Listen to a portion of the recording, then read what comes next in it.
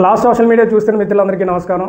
ఈరోజు మనం చర్చించబోయేటటువంటి అంశం కంప్లైంట్ ఇస్తే ఇకపైన ఎఫ్ఐఆర్ ఖచ్చితంగా చేయాల్సిందే. ఇంతకుముందు సిఆర్పిసిలో ఉండేటటువంటి కొన్ని మార్పులు చేర్పుల్ని చేసిన తర్వాత భారత ప్రభుత్వం కొత్తగా తెచ్చినటువంటి భారత న్యాయ సంహితలో మరియు భారత న్యాయతో పాటు సిఆర్పిసిలో ఉండేటటువంటి ఏవైతే ఉన్నాయో బిఎన్ఎస్ కింద మరియు ఎవిడెన్స్ యాక్ట్లో మార్పులు చేయడం ద్వారా ఏ రకమైనటువంటి మార్పులు జరిగాయి అనేది ఈరోజు ఒకసారి మనం పరిశీలిస్తే, అసలు కంప్లైంట్ ఫైల్ చేసేగానే ఎఫ్ఐఆర్ ఫైల్ చేయాలి. ఇది ముఖ్యంగా మనం గుర్తుపెట్టుకోవాల్సినటువంటి విషయం. దీనికి ముందు మనం ఈ సబ్జెక్ట్లోకి వెళ్ళే ముందు మిత్రులందరూ దయచేసి మన ఈ లాస్ట్ సోషల్ మీడియాని సబ్స్క్రైబ్ చేయండి. అదేవిధంగా బెల్ ఐకాన్ ప్రెస్ చేయడం ద్వారా మనం చేసేటటువంటి ప్రతి ఎపిసోడ్ కూడా మీకు నోటిఫికేషన్ రూపంలో ఉంటుంది. అదేవిధంగా ప్రతి ఒక్కరూ లీగల్ అవేర్నెస్ కావాలి కాబట్టి మనం చేసేటటువంటి ఈ ఎపిసోడ్స్ అన్నింటినీ కూడా షేర్ చేయడం ద్వారా మరికొంతమందికి అవేర్నెస్ కలుగుతుందని చెప్పి ఆశిస్తున్నాను.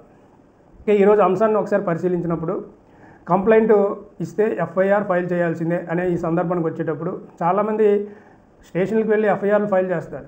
ఎఫ్ఐఆర్లు ఫైల్ చేసే ముందు కంప్లైంట్ ఇస్తే కంప్లైంట్కి పోలీసు వారు కొంత చొరవ చూపించి ఇద్దరిని కూర్చోబెట్టి సామరస్యంగా మాట్లాడి క్లియర్ చేయడానికి ప్రయత్నం చేస్తారు. కొన్ని సందర్భాల్లో అవి జరగనప్పుడు మాత్రమే ఎఫ్ఐఆర్లు ఫైల్ అవడం అనేది జరుగుతూ ఉంటుంది. కానీ ఇప్పుడు వచ్చినటువంటి కొత్త చట్టంలో ఉండేటటువంటి విషయం ఏంటంటే, ముందు ఎవరైనా ఒక కంప్లైంట్ రిజిస్టర్ చేయగానే ఆ కంప్లైంట్ ఇచ్చిన వెంటనే ఆ వ్యక్తికి ఉంటుండగానే ఎఫ్ఐఆర్ ఫైల్ చేయాలి అంటే జీడీ ఎంట్రీ అనేది మ్యాండేటరీ. జీడీ ఎంట్రీ అనేది ఫస్ట్ ఫైల్ చేసిన తర్వాత పోలీసు వారు దాని తరువాత దాన్ని బేస్ చేసుకొని పోలీసు వారు ఎఫ్ఐఆర్ అనేది ఫైల్ చేయడం అనేది జరుగుతుంది. ఇంతకుముందు సిఆర్పిసిలో ఉండేటటువంటి 154 సెక్షన్ ప్రకారం ఈ ఎఫ్ఐఆర్ అనేది ఫైల్ చేయడం జరిగింది. అయితే ఇప్పుడు అది కొత్తగా భారత న్యాయ సంహితకు వచ్చేటప్పటికి బిఎన్ఎస్ యాక్ట్ ప్రకారం ఇది ఇప్పుడు 173 క్లాజ్ ప్రకారం ఖచ్చితంగా ఎఫ్ఐఆర్ అనేది ఫైల్ చేయాలి. అయితే ఎఫ్ఐఆర్ ఫైల్ చేయాలి అనుకునేటప్పుడు చాలామందికి పోలీసు వారు కొన్ని విషయాల్లో కొంత స్పీడ్గా స్పందించకపోవడం అనేది కొన్ని సందర్భాల్లో కొన్ని ప్రాంతాల్లో జరుగుతూ ఉంటుంది. అలాంటి పరిస్థితుల్లో ఎవరిని సంప్రదించాలి, ఏ రకంగా అసలు ఎఫ్ఐఆర్ ఫైల్ చేయించాలి అనేటటువంటి వాటిని ఒకసారి ఈరోజు గమనిస్తే, ఎఫ్ఐఆర్ అనేది ఫైల్ చేయించడానికి మీరు కంప్లైంట్ ఇచ్చిన తర్వాత పోలీసు వారు స్పందించని పక్షంలో పైన ఉండేటటువంటి అధికారి ఎవరైతే ఉన్నారో వారి దగ్గరికి వెళ్ళి, అంటే ఎస్పీ లాంటి స్థాయి అధికారి ప్రతి జిల్లాకి ఉంటారు, అటువంటి అధికారులకి మీరు కంప్లైంట్ రూపంలో ఇచ్చినట్టయితే వారు దానిపై స్పందించి ఎఫ్ఐఆర్ నమోదు చేయడానికి ప్రయత్నం చేస్తారు. ఒకవేళ అప్పటికి కూడా స్టేషన్లోని ఎఫ్ఐఆర్ ఫైల్ చేయడానికి అవ్వలేదు, అదేవిధంగా మీరు ఇచ్చినటువంటి వాటి మీద ఎస్పీ స్థాయి అధికారులు కూడా స్పందించే పరిస్థితి లేనప్పుడు మీకు ఉండేటటువంటి చివరిగా ఉండేటటువంటి ఒకే ఒక ఆయుధం ప్రైవేట్ కంప్లైంట్.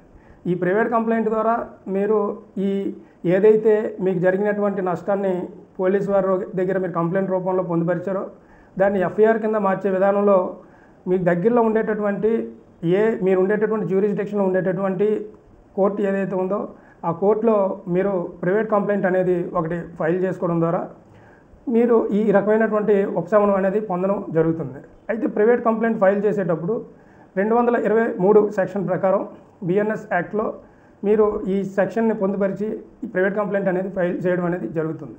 దీని ప్రకారం మాత్రమే పోలీసు వారు ఎఫ్ఐఆర్ ఫైల్ చేయాలా వద్దనేది గౌరవ న్యాయస్థానాలు ఇరువురి వాదనలు పిలిపించి విన్న తర్వాత ఒక కన్క్లూజన్కి అనేది రావడం అనేది జరుగుతుంది.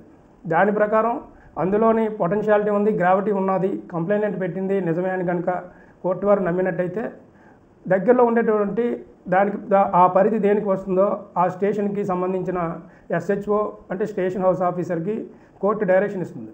ఎవరైతే ఈ రకమైనటువంటి ఇబ్బందికరమైన పరిస్థితిని గురి చేశారో అటువంటి నిందితులపై ఎఫ్ఐఆర్ ఫైల్ చేయండి అని చెప్పి కోర్టు వారు ఆదేశాలు అనేది ఇవ్వడం జరుగుతుంది.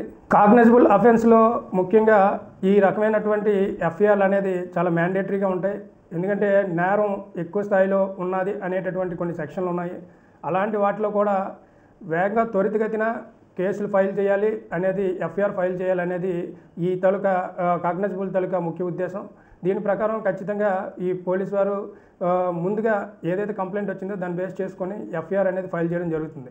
ఇక నాన్ కాగ్నైజబుల్ విషయంకి వచ్చేటప్పటికి అటువంటి కేసుల్లో అంత సీరియస్నెస్ ఉండదు. నాన్ సీరియస్కి సంబంధించినటువంటి కేసులు కాబట్టి అటువంటి కేసుల్లో వీరు ఏం చేస్తారంటే కొంత అంటే సింపుల్గా మీకు చెప్పాలంటే ఏదైనా చీటింగ్ కేసు కానీ ఏదో అనుకుంటే ఏదైనా డిఫర్మేషన్ సంబంధించినటువంటి కేసులు కానీ ఏదైనా ఇతరత్ర కేసులు ఏమైనా చిన్న చిన్న కేసులు పెట్టి కేసులు ఉన్నప్పుడు దాన్ని అంత సీరియస్ నేచర్లో చూడాల్సిన అవసరం లేదు కాబట్టి అలాంటి వాటిలో మాత్రం అంత ఎఫ్ఐఆర్ నమోదు చేసి స్పీడ్గా నిర్వహించేటటువంటి పరిస్థితి ఉండదు. కాబట్టి గుర్తుపెట్టుకోవాల్సినటువంటి విషయం మనకు ఉండేటటువంటి రైట్స్ని మనం వాడుతూ భారత రాజ్యాంగం ఇచ్చినటువంటి హక్కులను వినియోగించుకుంటూ మన పరిధిని మనం ఎప్పటికప్పుడు గుర్తుపెట్టుకోవడం, అదేవిధంగా సమాజాన్ని ఎప్పటికప్పుడు తమ వంతు స్థాయిలో ఎప్పటికప్పుడు ప్రొటెక్ట్ చేస్తున్నటువంటి పోలీసు వారి యొక్క వారి వృత్తి ధర్మాన్ని వారికి స్థితిలో వాళ్ళ ద్వారానే కలుగుతుంది. కాబట్టి కొన్ని జాగ్రత్తలు వహిస్తూ మీరు ఇలాంటి ఎఫ్ఐఆర్లు నమోదు చేయించుకునే దాంట్లో కొంచెం జాగ్రత్త వహించాలని చెప్పి తెలియజేస్తున్నాం. మీకు ఎన్ని రకాలైనటువంటి హక్కులు ఉండేటప్పటికీ ఫైనల్గా ఒకవేళ కింద స్థాయిలో కోర్టుల్లో కూడా సరైనటువంటి ఈ రకమైనటువంటి వాటిలో మీకు సాటిస్ఫాక్షన్ అనేది సరైనటువంటి సక్రమమైనటువంటి తీర్పులు రాలేదని మీరు భావించినప్పుడు ఇలాంటి పరిస్థితుల్లో మీకుండేటటువంటి రైట్స్ వైలేట్ అవుతున్నప్పుడు ఫైనల్గా మీరు వెళ్ళాల్సింది హైకోర్టు రిట్ పిటిషన్ ద్వారా మాత్రమే మీరు వెళ్ళడం, రిట్ పిటిషన్లో ఫైల్ చేయడం, మీకు ఏదైనా వైలేషన్ జరిగినప్పుడు వాటి ద్వారా కోర్టు ద్వారా మీరు ఉపశమనం అనేది పొందడం అనేది జరుగుతుంది. కాబట్టి ఇలాంటి కేసుల విషయాల్లో ఈ 1కి 10 సార్లు ఆలోచించి ఎఫ్ఐఆర్లు ఫైల్ చేయించాల్సినటువంటి బాధ్యత మీ అందరి మీద ఉంది.